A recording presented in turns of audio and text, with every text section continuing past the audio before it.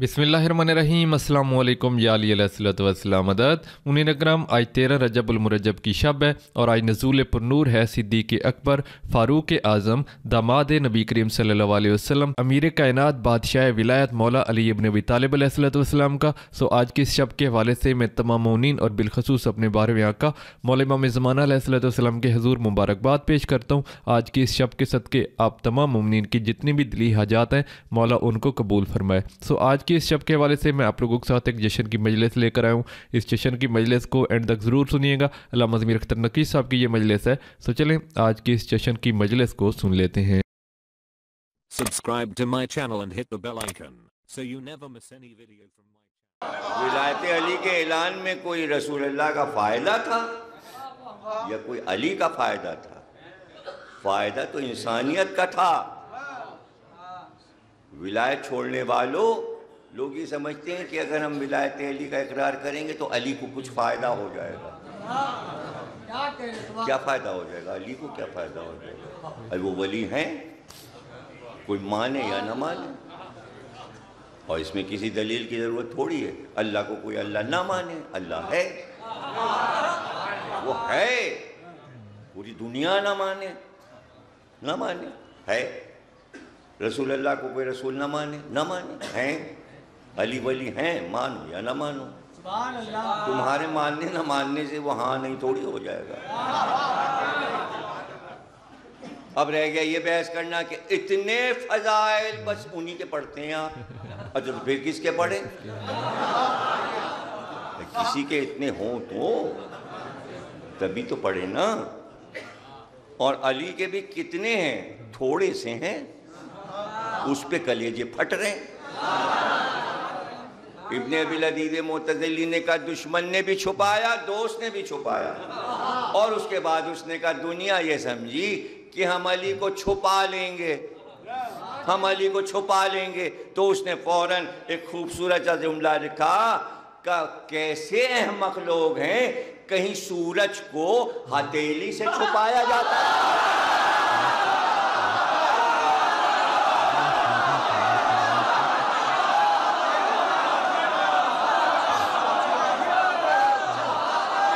हथेली से नहीं छुपाया जाता। वशम्स वज़ुहाहा वल-क़मर इज़ा तलाहा। और फिर उसने कहा आप अली के फजाइल की पुशिया नहीं है, मुतज़िला फ़िरक़े का है, अब्बासियों के साथ है। कैसे अली वाला बन गया? इसलिए कि बगदाद में जो अब्बासी खुलफा ने लाखों किताबें जमा करके कुतुब खाना बनाया था, उसका मुंतजिम उसे बना दिया। तो एक एक किताब उसने वहाँ पढ़े पढ़े कुतुब खाने में पढ़ी। जब सारी किताबें पढ़ी उसने कहा तो हर किताब में तो अली मौजूद है। वो नोट करता चला गया, वो उसने किताब लिख डाली। उसने कहा भाई दुनिया में सबसे बड़ी किताब नहजुल बलागा, उसकी शरह लिखूँगा। और उसका पेशलब उसने मुख्तसर सा लिखा। किताब तो पूरी है ही मौला अली। उसने कहा पेशलफ छोटा सा हो और ऐसी बातें हों कि लोग पढ़ पढ़ के तड़प जाएं। उसी में से सुना रहा हूँ, पेशलफ में से। किताब के अंदर की बातें तो कल पढ़ चुका मैं बयानुद्दौला में, ये पेशलफ में वो लिख रहा है। कह रहा है क्या फजाइल की बातें करते। वो कहता है कि कायनात में जितनी बुलंदियाँ हैं, जितनी बुलंदियां हैं, वो जब तक अली की तरफ न झुके बुलंदियां बनती ही नहीं।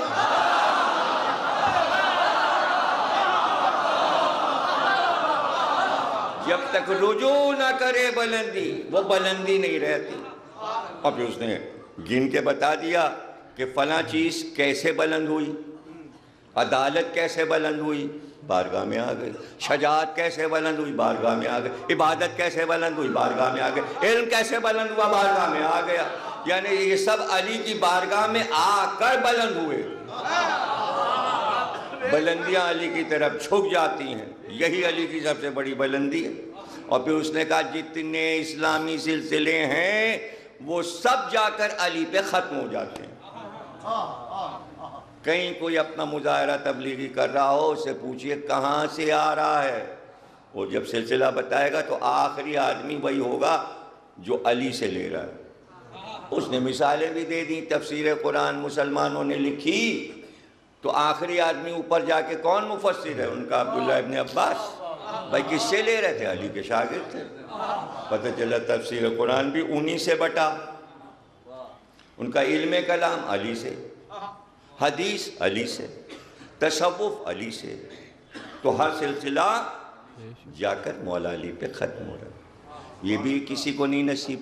ابھی میں فضائل تھوڑی پڑھ رہا ہوں، ابھی تو میں ایک معتزلہ فرقے کے الفاظ بیان کر رہا ہوں. اور پھر اس کے بعد انہوں نے کہا کہ خلیفہ وقت نے خود اعلان کیا تھا جب علی مسجد میں بیٹھے ہوں کوئی فتویٰ نہ دے ورنہ ذلیل ہوگا.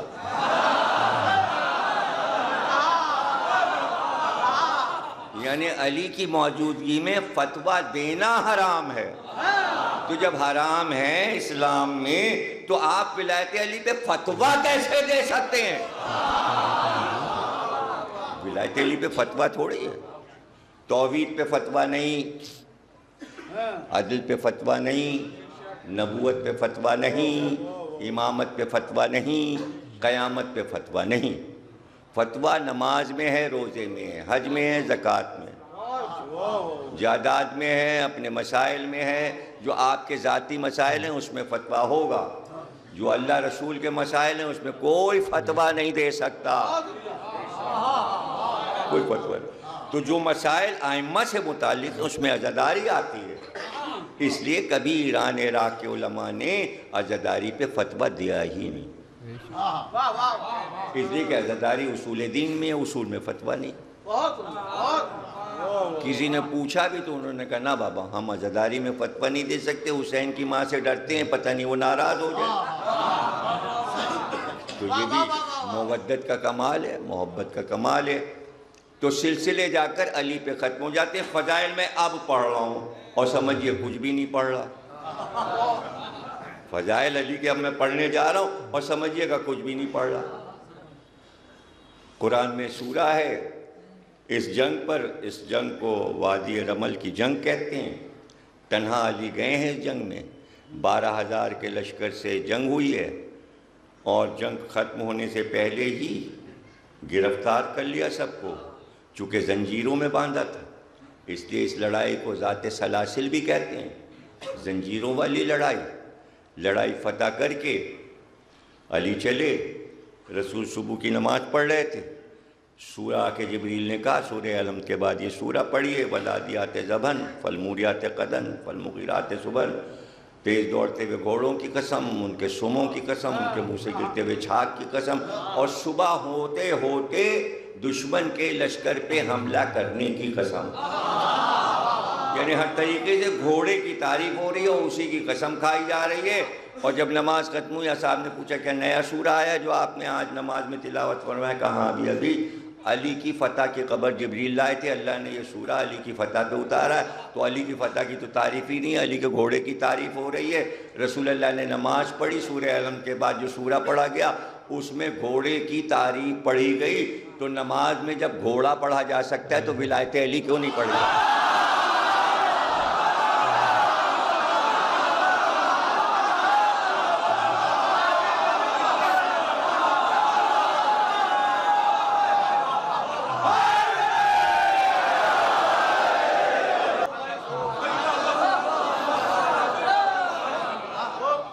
اب لوگ کہتے ہیں کہ یہ آپ کیا نیا یہ نکالا تشہد میں الحمد للہ پڑھا؟ ابھی نیا تھوڑی پڑھوا رہے ہیں، پرانا پڑھا جاتا تھا، لوگوں نے چھوڑ دیا تھا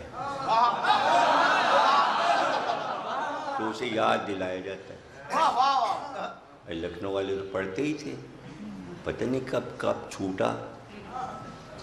تحفہ احمدیہ کتاب ہے، سرکار ناصر الملت نے تشہد اس میں لکھا ہے. 4 معصومین کا نام ہے کہ تشہد میں لیے جائیں اور مولا علی کا نام بھی. کتاب موجود ہے، یعنی لکھنؤ کی چھپی دیکھ لیجیے پرانی.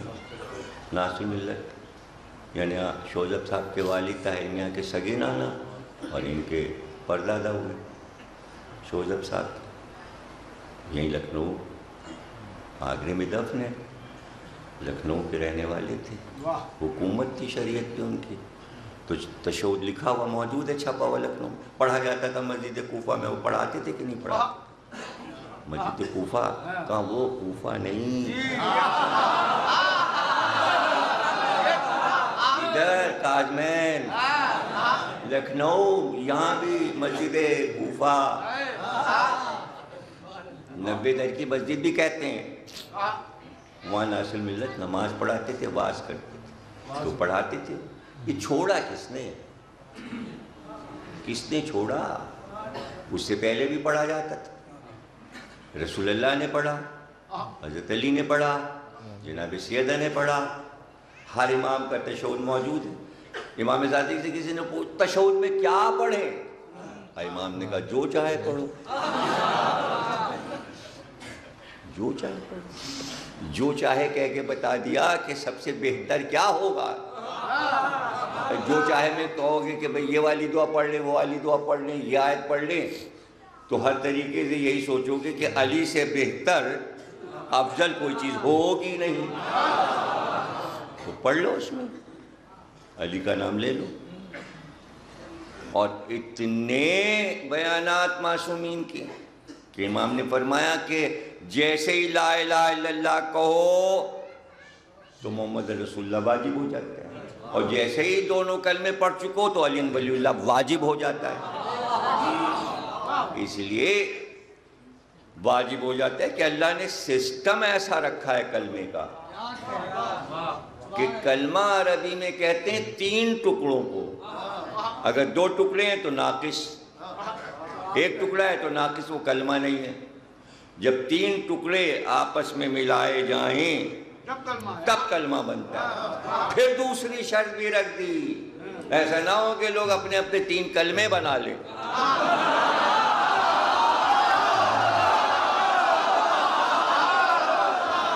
اس لیے اس سے کڑی شرط رکھ دی کہ تینوں ٹکڑوں میں ایک بات مشترک ہو، جو پہلے میں ہو وہی دوسرے میں ہو وہی تیسرے میں ہو، وہ ہے کلمہ،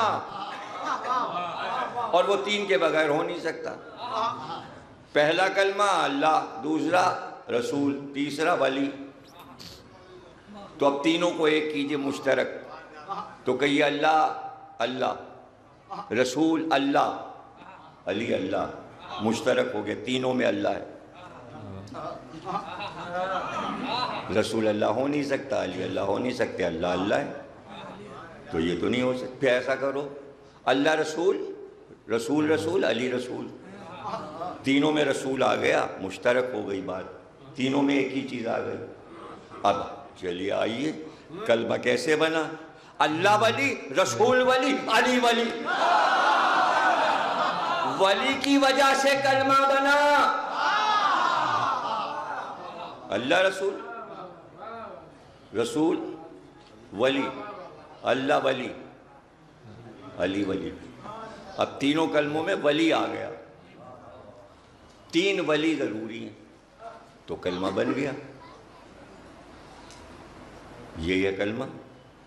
فرمایا فوراً پڑھو، واجب۔ اب بڑی لوگوں کو پریشانی، پہلے غیروں کو تھی، اب اپنوں کو بھی پریشانی ہوئی، بہت گھبرائے ہوئے پریشان رہتے ہیں، چہرے پہ ہمایاں اڑی، کیا ہے اور کہاں سے آ گیا اور کیا ہے؟ ابھی کہاں سے آ گیا کیا مطلب؟ کہاں سے آ گیا؟ علی ولی کی وجہ سے کلمہ بنا، بن ہی نہیں سکتا تھا، ہو ہی نہیں سکتا تھا۔ دعوت ذوالعشیرہ میں تو اعلان ہوگا نا، تو پہلے اللہ کا اعلان ہوگا، اور پھر رسول اللہ اپنا اعلان کریں گے، میں اللہ کا رسول ہوں۔ تو اس سے پہلے یہ پوچھ لیا مدد کون کرے گا؟ کہنا مشکل ہے اللہ اور اس کا رسول، تو پہلے تو مددگار تلاش کیا۔ تو علی نے اٹھ کے کہا میں وعدہ کرتا ہوں میں آپ کی نصرت کروں گا۔ جب مددگار مل گیا تب کہا اللہ ایک ہے، میں اس کا رسول ہوں اور یہ میرا ولی ہے۔ لوگوں کے سمجھ میں بات نہیں آتی کہ نہ توحید کا اعلان ہو سکتا تھا نہ رسالت کا، اگر علی کو مددگار رسول اللہ نہ بنا لیتے۔ اور اگر ایسا ہوتا بھائی میرے تو آدم سے لے کر عیسیٰ تک ہر نبی یہ اعلان کرتا کہ اللہ کا کلمہ پڑھ کے میرا کلمہ پڑھا کرو۔ کہیں ہے تاریخ میں لکھا کہ آدم کے زمانے میں آدم کا کلمہ تھا، اور نوح کے دور میں نوح کا کلمہ تھا، اور ابراہیم کے دور میں ابراہیم کا کلمہ تھا؟ اور موسیٰ کے دور میں موسیٰ کا کلمہ تھا اور عیسیٰ کے دور میں عیسیٰ کا کلمہ تھا. کلمہ تو ایجادی محمد کے زمانے میں ہوا, تو پہلے کیوں نہ کلمہ ہو گیا؟ اس لیے کہ کسی نبی کو علی ملا ہی نہیں, اس لیے کلمہ وجود ہی میں نہیں آیا. جب علی آ گئے تو کلمہ بن گیا. کلمہ بنا ہی علی کی وجہ سے. یہ کیا بحث کے اذان میں ہو کہ نہ ہو, تشہد میں ہو کہ نہ ہو, نہ ہو تو نہ ہو, نہ پڑھیے تو اس سے علی کا کیا بگڑ جائے گا؟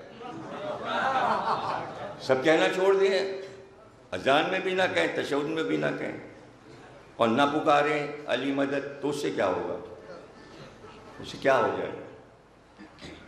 جنگ ختم ہو گئی, مولا علی چلے. رسول اللہ کو پتہ چلا علی آ رہے ہیں جنگ فتح کر کے, اور گھوڑے پہ سوار ہیں. وہی گھوڑا جس کا قصیدہ قرآن نماز میں پڑھ چکا, اس پہ سوار ہیں. آپ نے کہا ہم استقبال کو چلیں گے علی کی. پیچھے پیچھے پورا جلوس چلا, آگے رسول سرحد مدینہ پہ استقبال کریں گے. دیکھا علی آ گئے, علی نے دیکھا رسول آ رہے ہیں تو گھوڑے سے اترنے لگے احترام کے لیے.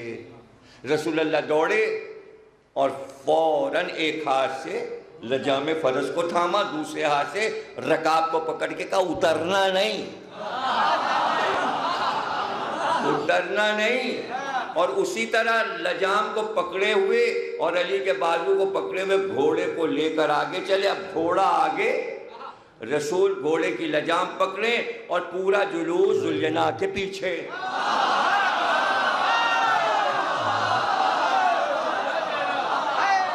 مدینے میں جلوس داخل ہو رہا ہے, گھوڑے کا جلوس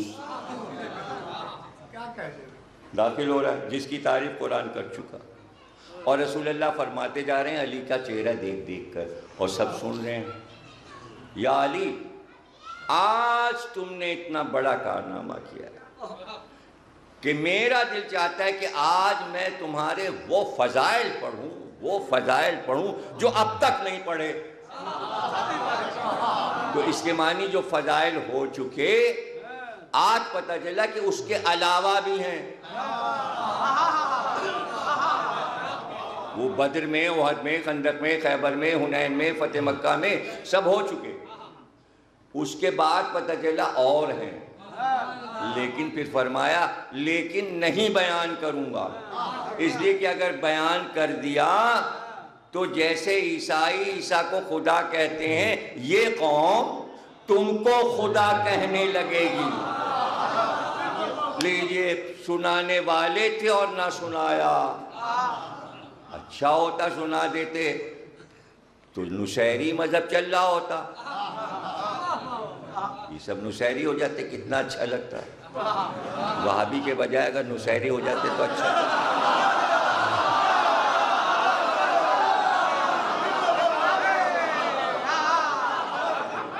ارے تو سب غیب میں چلے گئے, چھپا لیا فضائل. تو اگر وہ بیان کر دیتے تو کیا کیا ہوتا, تو پھر آپ کیا کرتے؟ تو تھوڑے سے جو رہ گئے وہی تو ہیں, وہی تو بیان کر رہے ہیں. سب تو رسول اللہ نے چھپا لیے. دوستوں نے چھپائے وہ الگ, دشمنوں نے چھپایا الگ, رسول اللہ نے چھپایا الگ. اور وہ اس ڈر سے چھپایا کہ یہ امت کبھی کچھ بن جاتی ہے, کبھی کچھ بن جاتی ہے. تو اگر ابھی پڑھ دیا تو اب یہ سب نصیری بن جائیں گے, اور یہ نصیری بن جائیں گے تو پھر سقیفہ ہوئے گا نہیں, اور پھر خلافت چلے گی نہیں. تو اس رخ پہ جانا تھا امت کو. نصیری تو کہیں اور پیدا ہونے تھے, نصیری تو پکے پیدا ہونے تھے نا, کہ جو اپنے بیٹے کی موت سے بھی نہ ڈرے.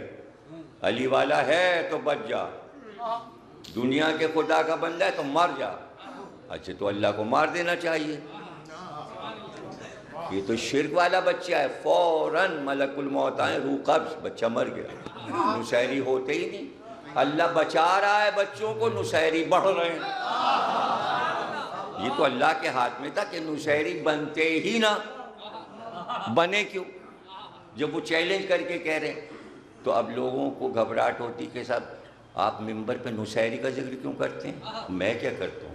سارے شاعروں کا دیوان اٹھا کے دیکھ لیجئے، کوئی ایسا لکھنؤ کا شاعر ہے جس نے اپنے شعر میں نصیری کا ذکر نہیں کیا، چاہے وہ سالک صاحب ہوں، ماہر صاحب ہوں، منظر صاحب ہوں، تصویر صاحب ہوں، شہید صاحب ہوں، جس کا بھی قصیدہ سلام ہر ایک کے شعر میں نصیری ہے۔ پتہ نہیں نصیری سے کیا دلچسپی؟ منظر لکھنوی توبہ توبہ نصیری۔ جناب عباس پر بھائی، عباس کو دیکھ کے کہیں نصیری خدا نہ کہنے لگے، کیسے کیسے شعر نصیریت کے نکلے، تو لوگ سمجھنے کی کوشش نہیں کرتے نصیری ہے کیا، نصیری بنے کیوں؟ اس لیے کہ جب عیسیٰ کو خدا اور خدا کا بیٹا کہا گیا تو اللہ نے آیت اتاری عیسیٰ پہ، عیسیٰ کیا تم نے خود ان سے کہا ہے کہ تمہیں خدا یا خدا کا بیٹا کہا جائے؟ تم نے سکھایا انہیں؟ عیسیٰ نے کہا نہیں میں بری ہوں، میں نے نہیں کہا۔ علی کو ایک قوم خدا کہنے لگی، کہیں سے کوئی آرڈر اللہ میاں کا نہیں آیا کسی طرف سے، علی یہ تمہیں خدا کیوں کہہ رہے ہیں؟ اس کے معنی یہاں پر اللہ چپ ہے اور اس میں کوئی رموز الہی ہے، وہی تو بتانا چاہ رہا ہوں۔ خواہ لوگ برا مانتے ہیں نصیری کا نام لے لیا، سمجھتے ہیں جیسے نصیری کا نام لینے سے کوئی شرک ہو جاتا ہے، ڈرتے ہیں لوگ، نہیں بھائی نصیری کا ذکر نہیں کیجئے شرک کرتا ہے۔ ارے بھائی ذکر کیجئے، اس لیے کہ 70 برس علی پہ تبرہ ہوا، گالیاں دی گئیں، اس کا جواب بتائیے کیا ہے؟ اس کا کیا جواب ہے؟ یہ جواب نہیں ہے، یہ چھوٹا جواب ہے کہ اگر اس کو آپ نے پلٹ کے اس پہ تبرہ کر دیا، یہ چھوٹا جواب ہے۔ جواب یہ ہے کہ جس کو تو گالی کہلوا رہا ہے وہ تو ایک قوم کی نظر میں خدا ہے۔ تو بھائی عرب میں نہیں نصیری پیدا ہوئے، عراق میں نہیں پیدا ہوئے، ایران میں نہیں پیدا ہوئے، کہاں پیدا ہوئے؟ شام میں، جو معاویہ کا دارالحکومت ہے جہاں تبرہ ہو رہا تھا نصیری وہاں پیدا ہوا۔ اب تبرہ کرنے والے تو فنا ہو گئے، نصیری موجود ہے اور وہی مرد بنا ہوا ہے بشار الاسد۔